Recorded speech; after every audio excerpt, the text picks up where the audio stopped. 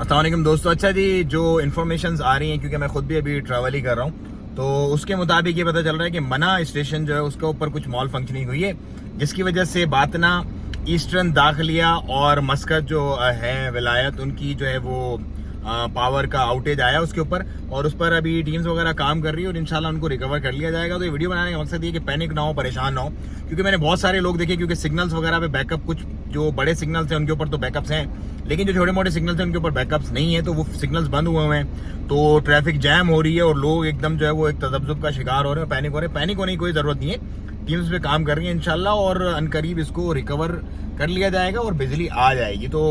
ज़्यादा से ज़्यादा लोगों को शेयर करें, क्योंकि परेशानी की और टेंशन लेने की इसमें कोई बात नहीं है। चल प्रोग्राम है, हाँ मामलात ज़िंदगी रुक गए, क्योंकि हम टेक्नोलॉजी पे इस कदर ज़्यादा शिफ्ट हो गए हैं कि हमें अब नॉर्मल जो चीज़ें हैं वो भी विदाउट मतलब टेक्नोलॉजिकल चीज़ें हमें ऐसा लगता है जैसे पता नहीं क्या हो गया। तो बस ये थोड़ा सा एक टाइम है, जैसे ही वो रिकवर होगी इंशाल्लाह लाइट जो है वो वापस आ जाएगी। बहुत सारे जो इलाके हैं, मतलब पूरा का पूरा मस्कत वो डूबा हुआ है इस वक्त,